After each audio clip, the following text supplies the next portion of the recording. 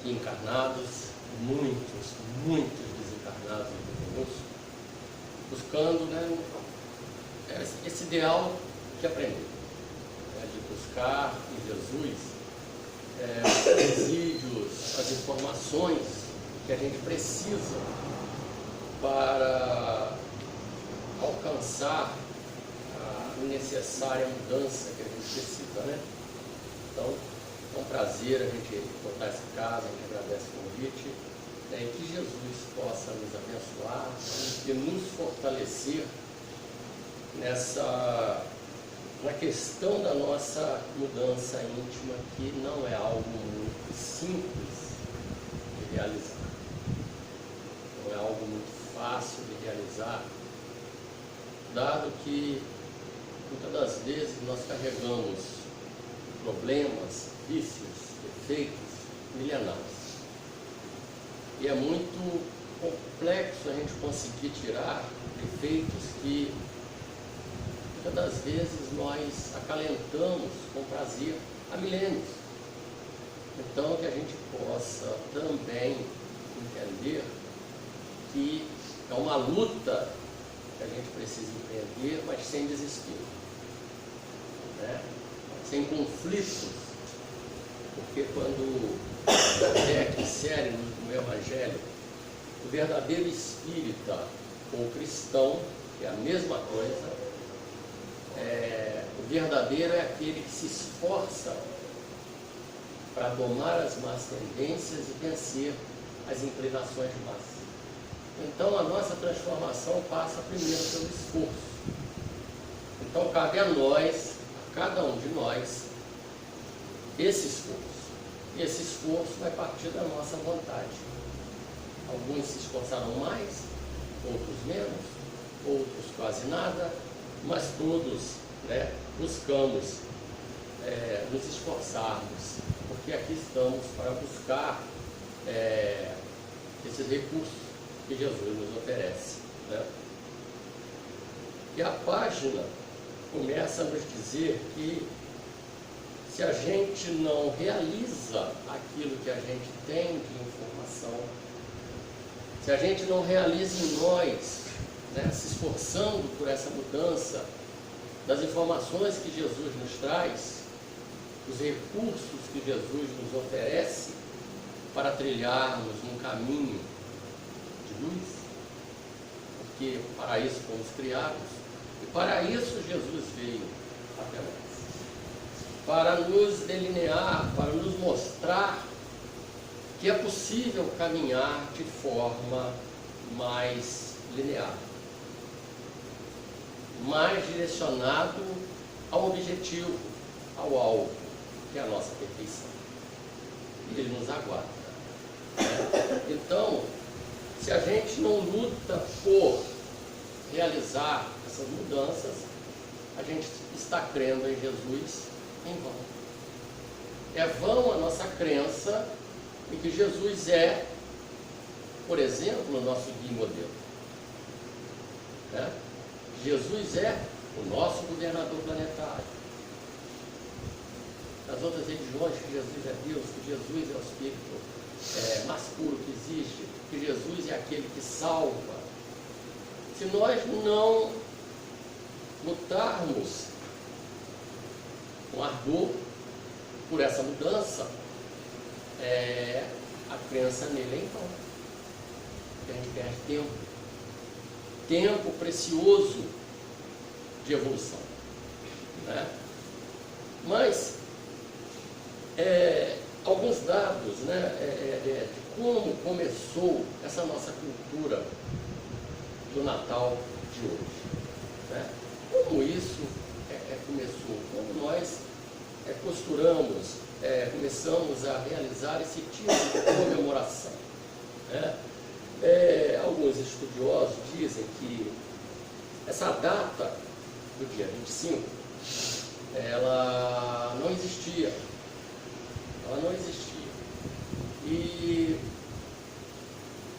os cristãos primeiros comemoravam o nascimento de Jesus após a sua morte, após seu desencarne, né, vários séculos depois, em dias diferentes. porque não sabia o dia certo da realização do nascimento de Jesus, né? Não tinha esse conhecimento. E então, os primeiros cristãos, como o Império Romano, né, com Constantino, absorveu a crença cristã, colocando a crença cristã como religião do Estado, os primeiros cristãos daquela época acharam por bem colocar no dia 25 de dezembro, porque o dia 25 de dezembro era uma data comemorativa pagã dos romanos, quando eles comemoravam o término do inverno e o retorno do sol. Porque lá na Europa, principalmente naquela época, né? Hoje já está mudado o clima, mas naquela época era muito rigoroso o inverno, eram longos meses de neve pesada, de inverno pesado. Então eles tinham essa festa, quando retornava o sol no fim do inverno, eles comemoravam. Então aí os cristãos pegaram, como não sabiam que a data certa, o dia certo que Jesus nasceu, eles vão comemorar então no dia 25. Não é? Mas a gente vai ver que isso não é tão em vão como a gente pensa, como a espiritualidade trabalha. E aí dataram o dia 25, né? E a figura de Noé? Da onde saiu essa figura? Quem criou essa figura? Né? Como que surgiu? Né? Diz a lenda, né, que havia um bispo no século II, nos anos 280, depois da morte de Jesus, um frei chamado um bispo, que era muito bondoso, com o nome de Nicolau. E nessa época ele saía nessas comemorações que ia se dar no nascimento de Jesus, ele saía na redondeza, que era muito pobre, onde ele era inserido como clérigo, e ele saía distribuindo alguns saquinhos com poucas moedas, e botava nas janelas, e botava nas casas, para as pessoas terem subsídios para comer, para tocar a vida. Então nessa época ele fazia isso, e daí surgiu a ideia de se criar uma figura, né, para representar esse Natal. E com isso a figura de Jesus foi sendo apagada na própria data de nascimento, né, do seu nascimento na Terra. Foi feita uma pesquisa pelo CERJ, em que eles estavam lá buscando algumas imagens para as palestras agora de fim de ano, comemorações, né, lá no CERJ do Natal. E em 99% das figuras na internet não tinha a imagem de Jesus. 99% das imagens que ele achava. É bolinha de enfeite, é Natal, é Papai Noel, é dinheiro. São essas imagens que são inseridas, né, para falar do Natal de Jesus. Isso é muito triste. Isso é muito triste, né?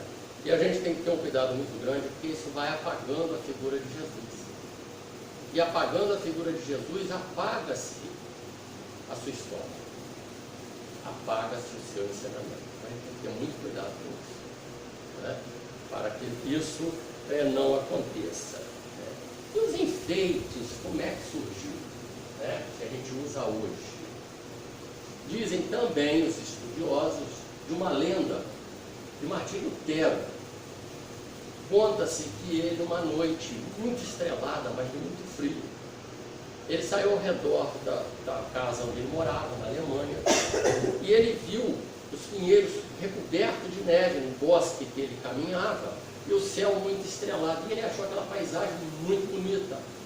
Então ele chega em casa e tenta reproduzir, criando, ele corta no outro dia um pinheiro, leva para dentro de casa e coloca enfeites daquela época em torno desse pinheiro, para reproduzir aquela paisagem que ele achou muito bonita. E isso se espalhou pelo mundo, né? Lógico que com o tempo foi se mudando os enfeites, foi se modernizando, mas é a ideia para se representar, para enfeitar, e é bonito, não deixa de ser bonito, né? Esses enfeites. Então, essas são algumas lendas que existem em torno dessas questões. Mas a figura mais importante é o Cristo. É esse que a gente tem que procurar manter vivo em nossos sentimentos, em nossa memória e nas nossas comemorações. Porque temos realmente que comemorar a vinda desse Espírito à Terra. Mas não podemos esquecer de forma nenhuma. Por quê? Se a gente for no Evangelho de Jesus, quando ele pregava, ele tem algumas frases muito interessantes e que mostram que nível de espírito é Jesus. E realmente Jesus é alguém que representa o Criador na Terra.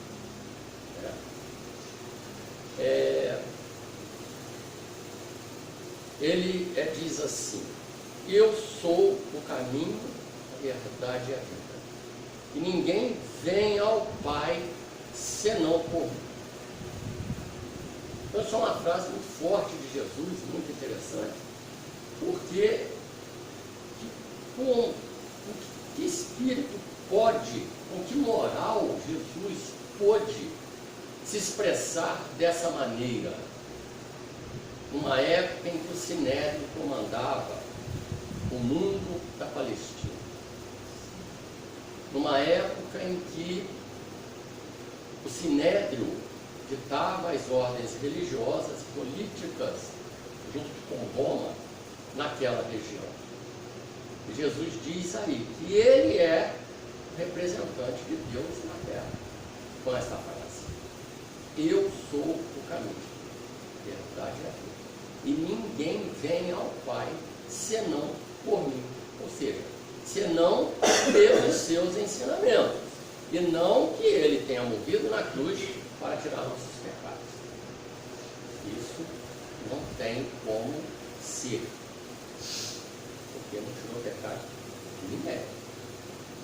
Quem tira os pecados somos nós mesmos, através da nossa mudança de paradigma, de pensamento, de sentimento, da nossa mudança íntima. Ele veio trazer os recursos, as condições, e dizer para nós que é possível. E é possível realizar a nossa mudança e caminhar como ele caminhou. Então, é possível que quantos na história do cristianismo conseguiram dar saltos de mudança em suas vidas. Emmanuel, fala de alguns deles, mas para Emmanuel, a figura que mais conseguiu realizar essa mudança e que mais representa a humanidade comum, como nós, foi Maria de Magdala. Que era uma mulher do povo comum, mal vista porque tinha uma vida desregrada, vivia no corpo, e no entanto, quando ela encontra Jesus nasce naquele momento em seu coração. E ela adquire tal força, tal condições, que ela deixa para trás anos daquela vida. Então, ela é uma representante igual a nós. Mas a gente for falar assim de Pedro foi também, que era um homem comum. Mas Pedro era judeu. Pedro era religioso. Então ele conhecia os mandamentos. Para ele seria muito mais fácil do que para ela. Não era. Não podia nem entrar no templo. Em sinagoga nenhuma. Pelo nível de vida que ela levava. Paulo realizou muito. Transformou-se de judeu para cristão, mas Paulo era amante da lei, conhecia a Deus, amava a Deus, fez uma mudança, mas com o mesmo poder que ele defendia o mandamento, a Torá, ele passou a defender o Cristo. A tal ponto de ter a coragem de entrar no Sinédrio e dizer para os doutores da lei: Jesus é superior a Moisés. Teve que sair de lá arrastado e iam apedrejar ele, porque eles não aceitavam Jesus como Messias, como aquele que vinha libertar a Palestina dos romanos. Então eles não aceitavam. E Paulo tem a coragem, então ele realizou muito. Mas Maria de Magdala é aquela pessoa comum que nos representa, que representa a humanidade, no sentido de vida comum. E ela realizou, por que nós não podemos? Então Jesus vem realizar. E Jesus com isso diz também que todos aqueles que vieram antes dele são seus representantes de Jesus. São seus precursores. São aqueles espíritos enviados por Jesus para preparar o caminho da humanidade para a sua vida. Porque para irmos a Deus é por Jesus. Os outros nos levam a Jesus. É um preparo. Mas para irmos a Deus, o Criador, é através de Jesus. Não tem outro. Por quê? Porque Jesus é o Espírito mais perfeito que aqui diz outro. É um Espírito crístico. Ou seja, é um Espírito acima de Espírito puro. Ele já é um Espírito crístico. Ele já está no nível dos Cristos. Então Jesus faz parte de uma pleiade de espíritos crísticos, né? Que são aqueles que comandam os orbes, que representam Deus nos orbes, né? E isso, a confirmação vem na questão 625, quando Kardec pergunta aos espíritos superiores: quem foi o espírito mais perfeito que Deus nos enviou para que nos servisse de guia e modelo? Os espíritos não. É simples a resposta: Jesus. Né? E Emmanuel, a caminho da luz, mais tarde, 50 anos mais tarde, na vinda do Espiritismo, nos mostra em A Caminho da Luz que nível é esse espírito. Quando, no começo do livro, ele fala da formação da Terra. Quando a Terra é retirada da nebulosa solar e é entregue às mãos de Jesus por Deus, para que ele direcionasse aquela massa informe que sai do Sol para elaborar um planeta para que a gente pudesse estar aqui. Então, há 4,5, 4,6 bilhões de anos, Jesus já era o Cristo, já era esse Espírito. A gente conheceu aí, ouviu falar há 12 mil anos, há pouco mais de 2 mil anos, mas há 4,5 bilhões de anos ele já está aí, nos comandando, preparando tudo para que nós pudéssemos aqui subsistir, evoluir, né? Então isso é muito, muito bacana, muito legal, né? E nos ama tanto, tanto, que veio até nós, que deixou as regiões siderais, que a gente não tem como imaginar como seja, e veio à terra, tornou-se homem, envergou uma carne e passou por tudo aquilo para mostrar para a gente como se faz. Como se faz.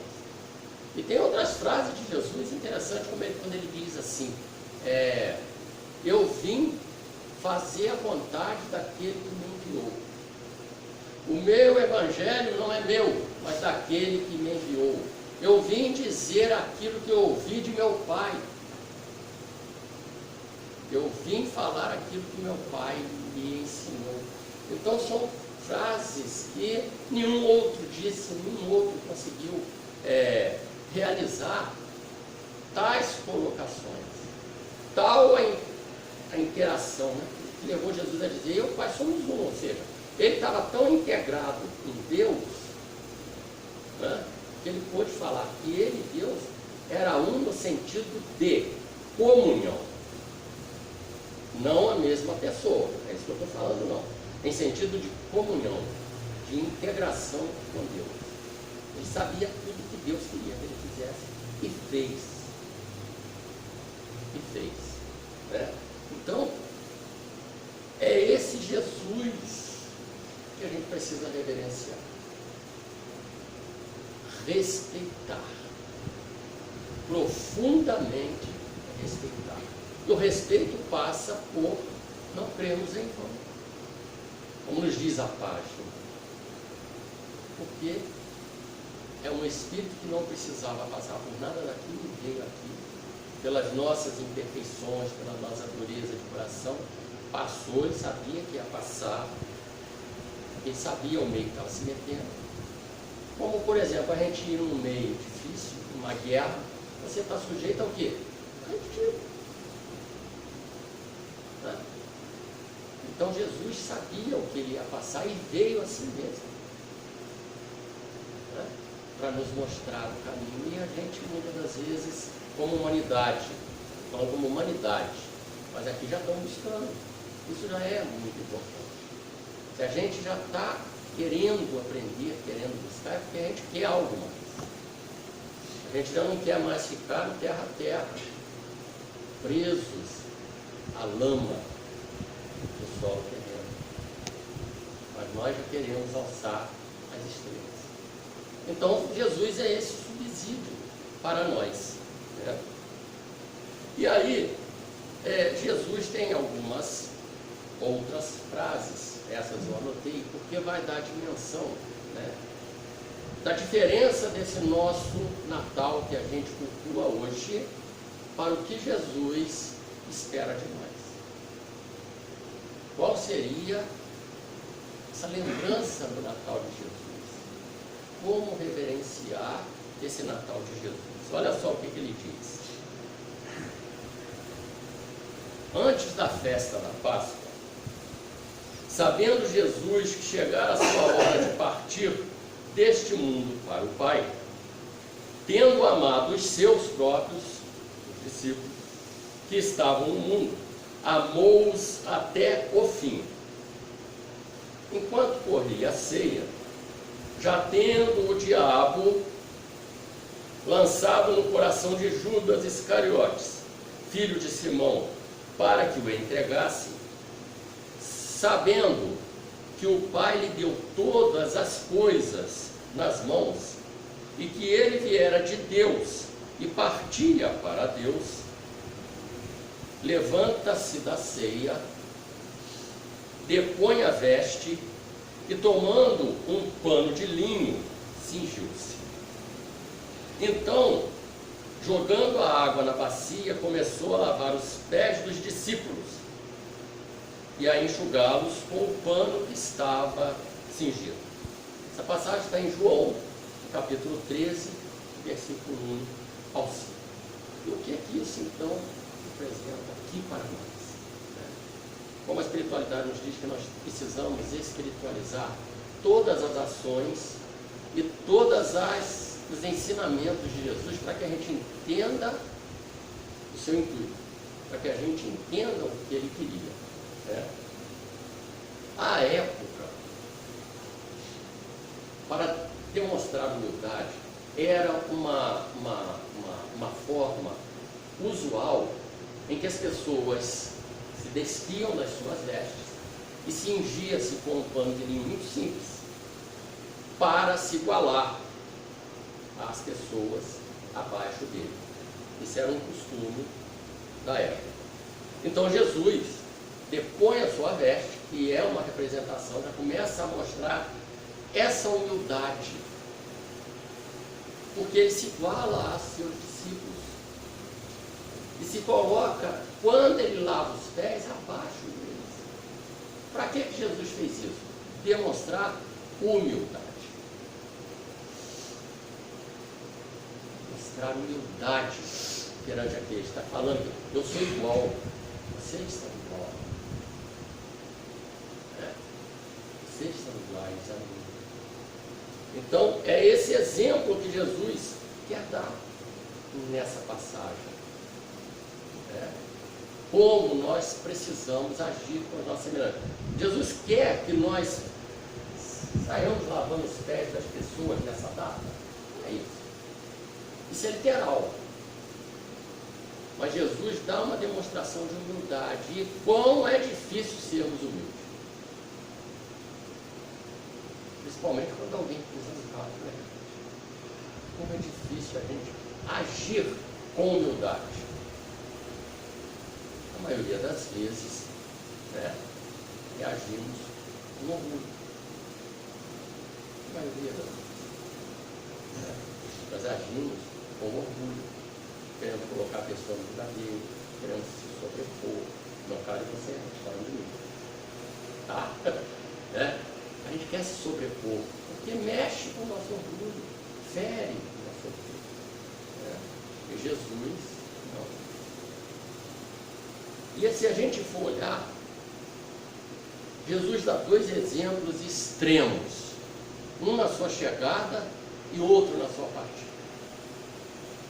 Na sua chegada, Jesus nasce aonde? Numa estrebaria, no meio de animais, numa manjedoura. A manjedoura era um coxo no chão. A gente vê eles pintar nas histórias, nas imagens, no presépio que a Igreja Católica coloca, que é muito bonito. Não é aquele coxinho no alto, não, era no chão. Então Jesus dá um exemplo do seu nascimento de extrema humildade. Então já dizendo para a gente, ó, a primeira lição de Jesus para a humanidade, para nós. Humildade extremada. E o outro exemplo é na cruz. Ele renunciou a si mesmo a tal ponto que se deu em holocausto. Ele se deixou imolar. Ele se deixou imolar. Precisava ter deixado. O poder que Jesus tinha. Tanto que quantas vezes tentaram prender Jesus e não conseguiram. Só na hora que ele deixou, que era o momento de acontecer. Então a cruz é um exemplo da extrema renunciação. Como é difícil para nós renunciar. Então são dois extremos, símbolos, que Jesus nos deixa muito fortes para o nosso crescimento, para trabalharmos isso dentro de nós. Então olha o caminho. Humildade e renúncia. E nesses dois extremos, berço e túmulo, Jesus dá inúmeros exemplos, vivendo todos esses dois exemplos. A nos mostrar que é esse o caminho que a gente tem que fazer. Olha só o que ele fala aqui, numa outra continuidade dessa fala dele, lá no Evangelho de João também, nos versículos seguintes, diz assim: disse-lhes Jesus, sabeis o que fiz? Então ele pergunta aos discípulos, estão entendendo o que eu estou fazendo aqui? Estão entendendo qual é a minha proposta? Por que eu estou fazendo isso? Vós me chamais o Mestre e Senhor, e dizeis bem, pois eu sou. Olha a autoridade de Jesus e a audácia, vamos dizer assim. O poder que ele tinha. Eu sou o Mestre e Senhor. Mestre é quem ensina.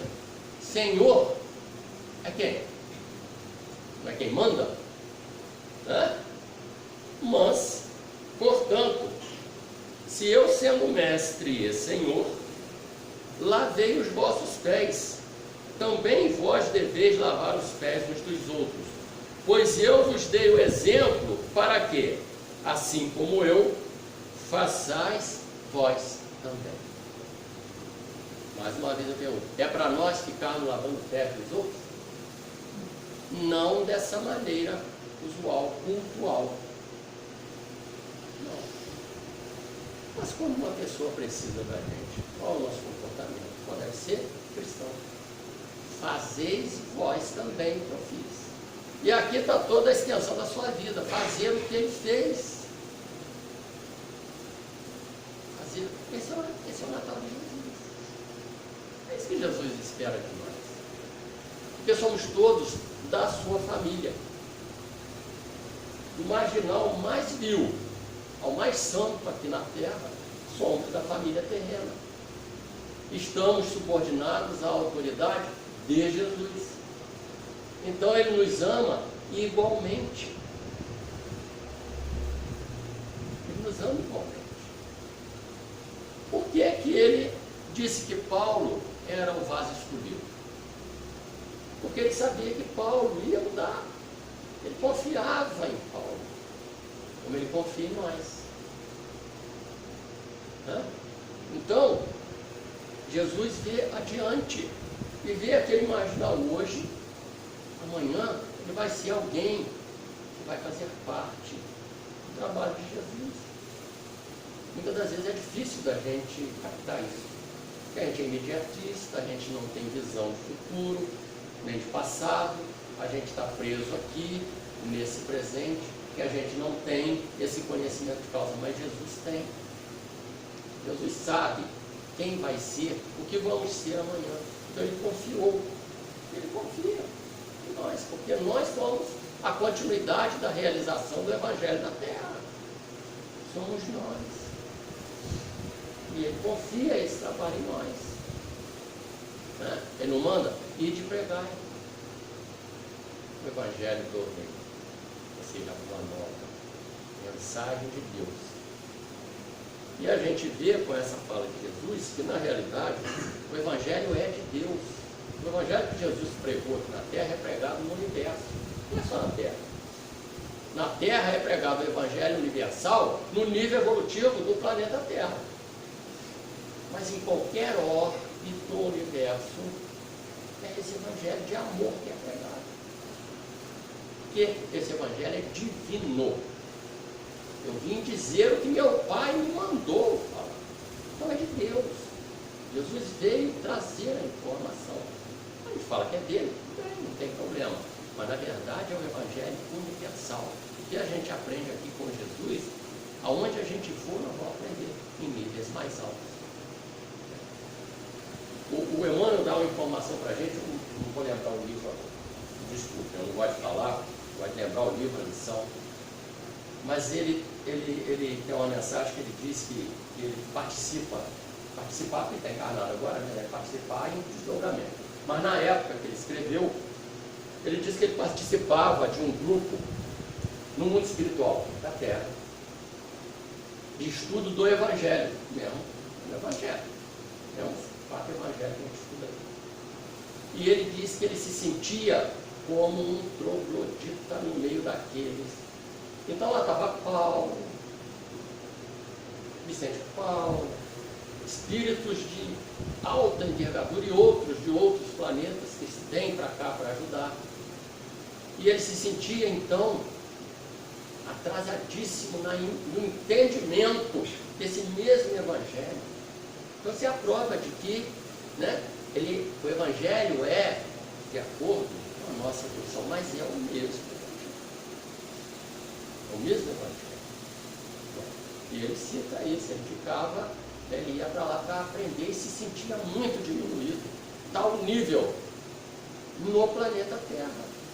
Para a Terra não. Então é muito interessante.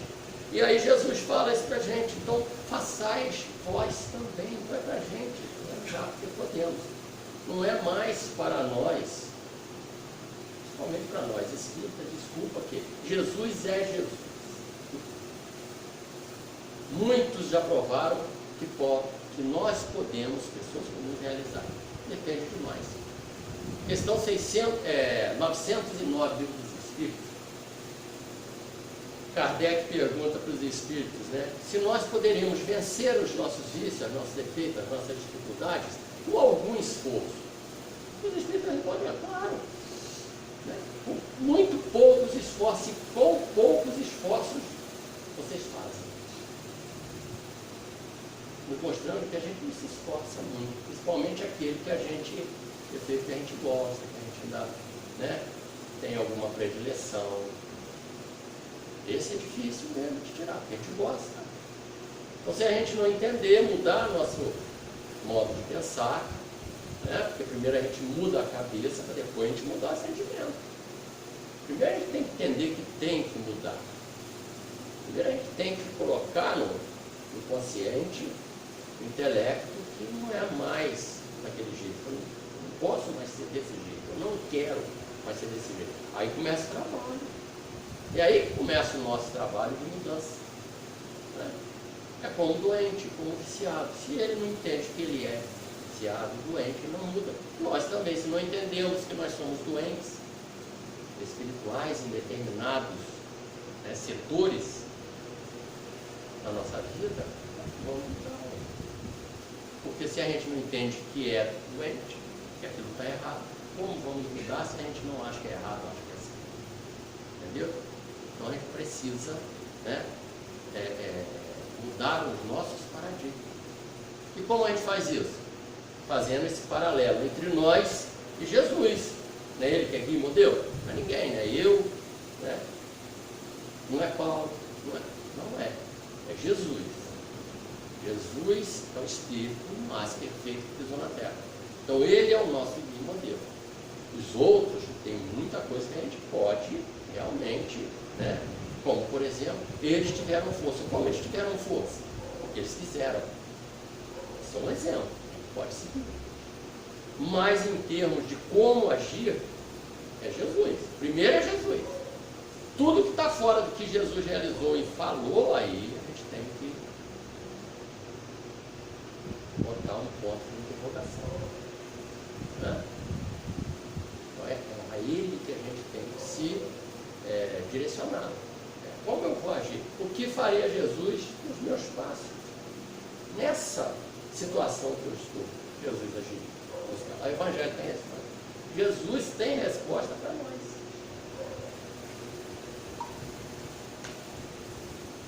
Bom, eu trouxe uma mensagem para a gente fazer um estudo aqui rápido, que já está acabando o nosso tempo. Uma mensagem que está no livro Crônicas de Além Túmulos, do irmão X. O irmão X é um espírito que traz muita informação do mundo espiritual e muitas das vezes revelações, né? É a lição número 15 do livro, que por título A Ordem do Mestre. E ele começa assim: é um diálogo entre Jesus e o mundo espiritual, né? O irmão X, ele apanha as informações, as lendas espirituais, né, as crônicas, os acontecimentos no mundo espiritual e traz para a nossa informação, né, para que a gente possa, e tem que ser assim, porque como nós vamos saber o que acontece no mundo espiritual se não der no espírito, né? Não fica na nossa imaginação, né, e a gente acaba atrapalhando.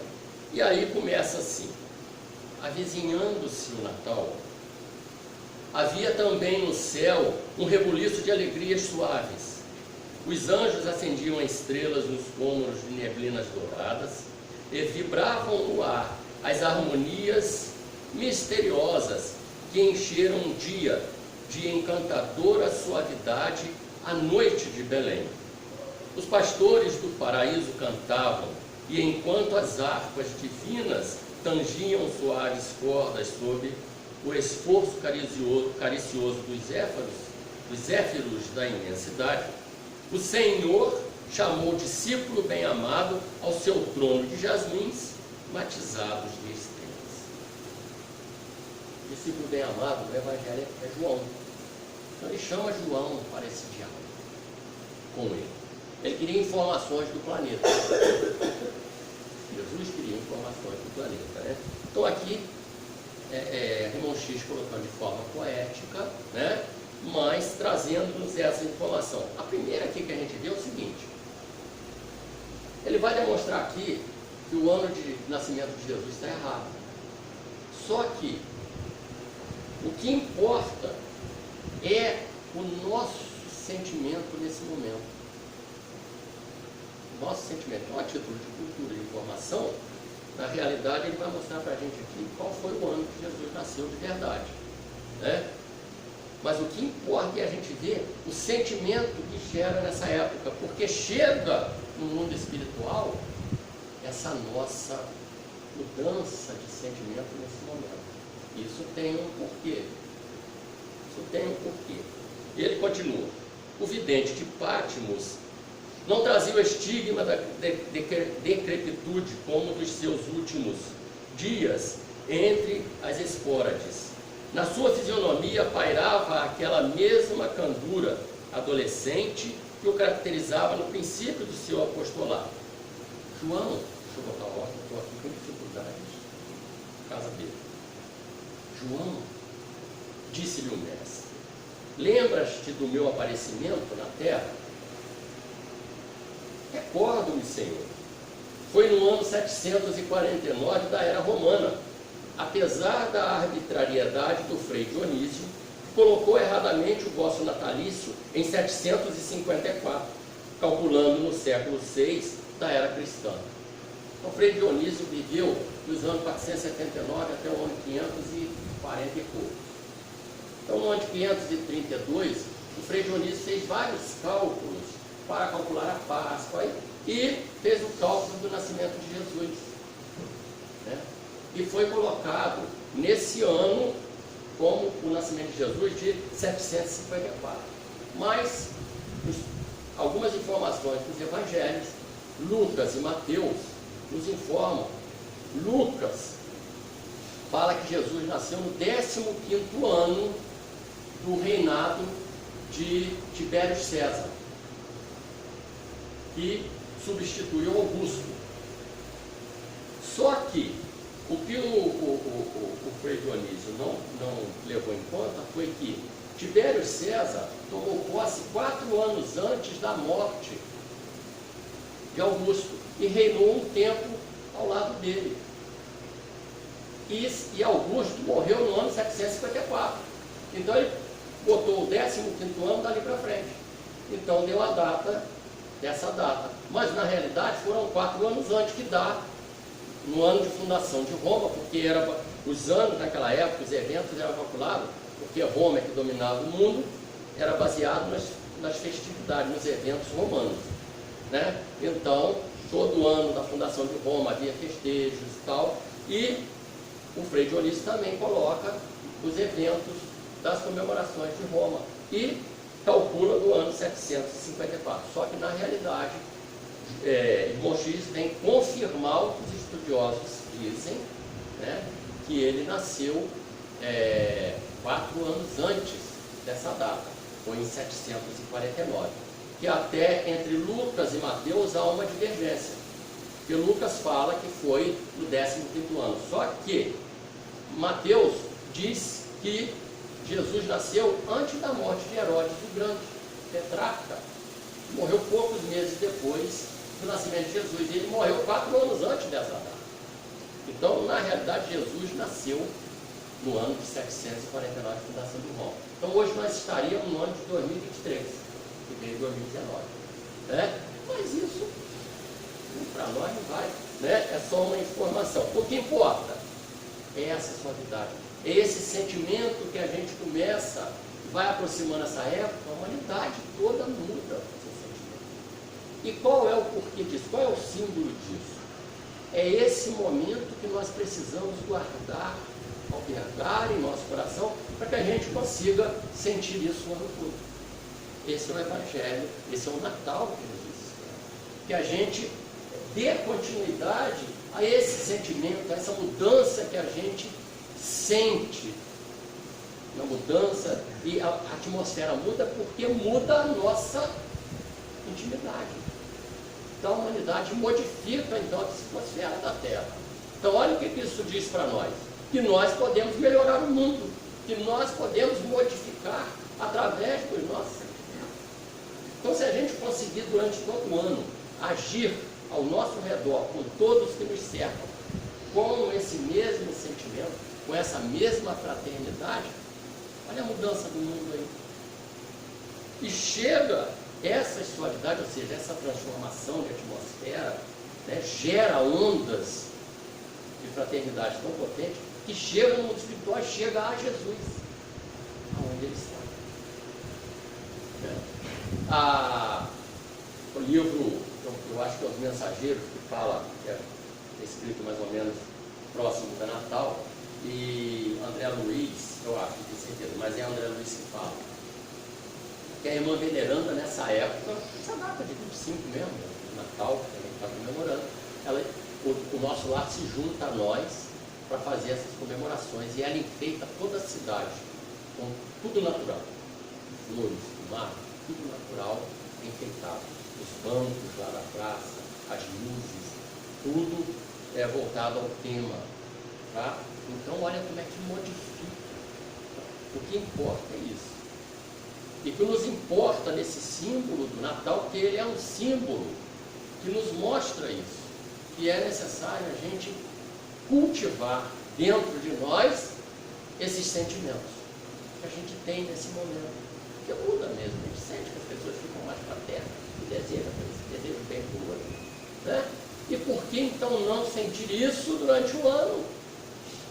Não é isso que Jesus espera de nós, é esse Natal, é esse sentimento, não é esse Natal que a gente doa as coisas, isso faz parte, mas isso não é o principal, também não tem nada de errado. O problema é o nosso exagero, o problema é o nosso apego, né? Então a gente vai aprender a distribuir mais, e olha como se a gente fizer isso durante todo o ano, né? Nós como pessoa, né? Não em grupos, é o meu vizinho ali que é chato pra caramba, quer falar a mesma coisa todo dia, e você está com o mesmo sentimento de amor que você teve no Natal por ele, durante todo o ano. É isso que Jesus espera, é isso que o Natal tem que representar para nós, essa nossa mudança, né? Aí ele responde assim, Jesus fala com ele, não, meu João, não estou preocupado com a data histórica, né? Aí João fala assim, sim, mestre amado, retrucou o pressuroso discípulo, compreendo, falais do significado moral do acontecimento. Então é esse significado moral é que importa para nós e que importa para Jesus. É isso que ele quer que a gente faça, usar, né, dessa moralidade, dessa força moral que o Natal nos dá nesse momento, é a gente cultivar essa força de mudança íntima, de sentimento, e a caridade, meus irmãos, na verdade, né, ela transcende as doações. Na verdade, caridade não é doar, é doar-se. Fazer caridade é fazer com amor, porque caridade é o amor em ação. Então a ação que a gente faz na caridade tem que ser com amor, que muitas das vezes não é, né? Então com amor, porque é mais fácil, a gente pega alguma coisa que o outro está precisando e dá, mas quando o outro precisa da gente doar-se, uma visita, acompanhar o doente, aí a gente começa a fraquejar. A gente já não tem tempo. Toda a família é assim, a gente sabe. Sempre sobra para um, para cuidar do doente da família. Isso é um. Toda a família é assim. Todas as pessoas, nesse momento. E é essa a mudança, essa é a caridade, né? Pique, claro. Benevolência, indulgência e perdão. Era assim que Jesus entendia, era assim que ele agiu. Passais vós também por Cristo, né? Uma outra frase aqui interessante. Mestre, envergonho de o dizer, andam quase todos mergulhados nos interesses da vida material. Jesus pergunta a João como é que estava o mundo, como é que a gente estava agindo diante das coisas, diante dos recursos que o próprio Cristo nos dá. Que a gente esquece que tudo pertence a Deus, a gente esquece, a gente acha que pertence a Deus porque a gente tem uma vontadezinha de trabalhar muito fraca, porque a maioria de nós, né, se puder ficar paradinho, tendo tudo quanto é recurso, sem esforço, a maioria de nós quer, né? Então, a gente tem que entender que tudo pertence a Deus. Então, se Deus não quiser que a gente comande alguma coisa que a gente conquistou, é só dar uma doença, que vem um aí, toma conta de tudo e faz o que quiser, né? Quantos de nós, ao ficar velho, vem os filhos, levam você para lá, para cá, como quer, ou alguém, ou bota alguém para cuidar de você, e vai gastar tudo que você recurso e você vai viver sem ter poder nenhum mais. Então tem que entender isso. Tudo pertence a Deus. E aí nós estamos presos. O que entristece Jesus é isso, é estar preso, né? Olha o que Jesus fala. O que me contrista, ou seja, entristece, é o apego dos meus missionários aos prazeres fugitivos do mundo. Então, aqui Jesus está se referindo a todos os religiosos, católicos, protestantes, de todos, que ficam presos a esses prazeres da terra, seja do corpo, seja do sentimento, seja das coisas materiais, seja o que for. É isso que entristece, não aborrece não, entristece Jesus. Quer dizer, nós estamos entristecendo Jesus. Olha o espírito que nós falamos quem é. Só que quando a coisa aperta para o nosso lado, a gente corre e quer socorro. Porque sofrer ninguém quer. Não é mesmo? Ninguém quer sofrer. A gente não quer, muitas das vezes, arcar com as responsabilidades das consequências das nossas atitudes. A maioria de nós chora, fica desesperado, não quer, né, passar pelas consequências daquilo que a gente fez, porque Deus não coloca nada na nossa vida injustamente, tudo tem um porquê, né? Então, ele termina. E tem uma outra revelação aqui, no final, para a gente encerrar, que já está acabando ali. Jesus diz assim para João, ó, deste Natal em diante, meu João, descerrarás, tu descerrarás mais um fragmento dos véus misteriosos que cobrem a noite triste dos túmulos, para que a verdade ressurja das mansões silenciosas da morte. Os que já voltaram pelos caminhos ermos da sepultura retornarão à terra para difundirem a minha mensagem, levando aos que sofrem, como a esperança posta no céu, as claridades benditas do meu amor. E desde essa hora memorável, há mais de 50 anos, porque essa mensagem foi escrita em 1935, então muito mais de 50 anos, o Espiritismo veio com as suas lições prestigiosas, felicitar e amparar a terra e todas as criaturas. Então João, gente, às vezes a gente fica perguntando quem é esse parágrafo, quem é o Espírito de verdade? É João, diz irmão X aqui. Jesus coloca a codificação para ser realizada na terra, no campo espiritual, nas mãos de João. Por isso que João assina lá no Evangelho, no livro dos Espíritos, depois de Prolegômeno. Parece-me que ele assina, é o primeiro a assinar. João Evangelista. Então é uma revelação que o irmão X nos traz. Então, João, né, aquele que Jesus amou porque era o discípulo que mais amava. Porque o Evangelho de João é muito diferenciado, né? É muito sentimento. E Jesus coloca ali nas mãos a codificação dessa doutrina maravilhosa. Então, que a gente possa honrar como espíritas o cristianismo de Jesus, redivivo através da doutrina espírita. Eu agradeço a atenção de vocês, que Jesus fortaleça-nos, nos abençoe e nos dê a coragem, porque a coragem, para a gente mudar, precisa ter coragem.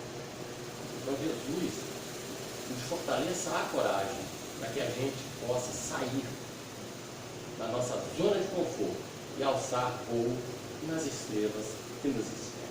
Já fazemos.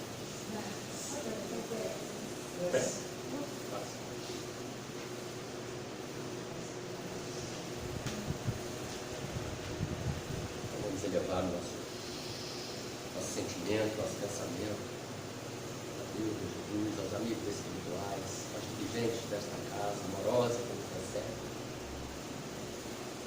dizendo assim: Jesus, aqui nos encontramos aos seus pés, agradecidos por toda a bênção derramada sobre nós,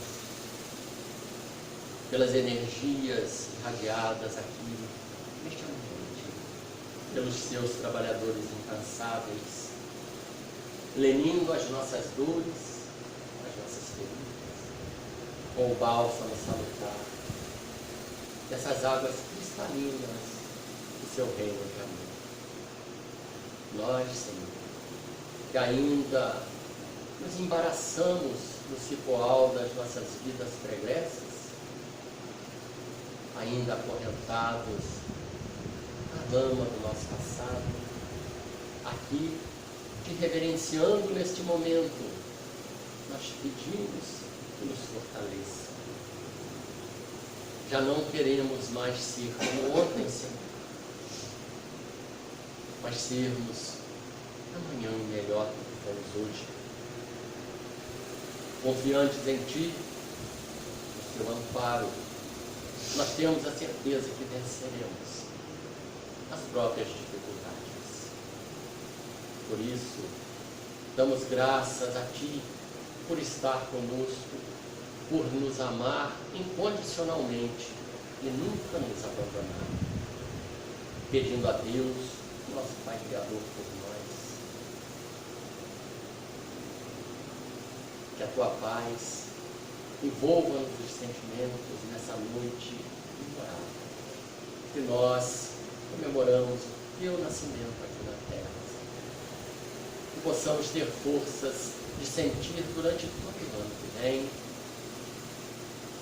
esses sentimentos fraternos que brotam em nós, nos mostrando que somos capazes de sentirmos diferente dos outros.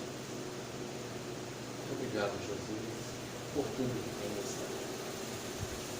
Derrama dessa mesma paz, desses mesmos lenitivos que foram derramados aqui, sobre toda a humanidade, que onde houver dor e sofrimento, possam seus mensageiros de luz lá estarem, amparando e socorrendo, mas que nós possamos ter a coragem de fazer a nossa parte. Muito obrigado, Jesus, por tudo. Que possamos, de corações agradecidos, encerrar esta primeira parte do trabalho com a sua permissão, Senhor. Com a permissão dos trabalhadores desta casa, com a permissão de Maria, nossa mãe espiritual, mas sobretudo com a permissão de Deus, Senhor. Muito obrigado, Jesus. Muita paz, meus irmãos. Que Jesus nos fortaleça, nos abençoe e ampare a nós. Graças a Deus.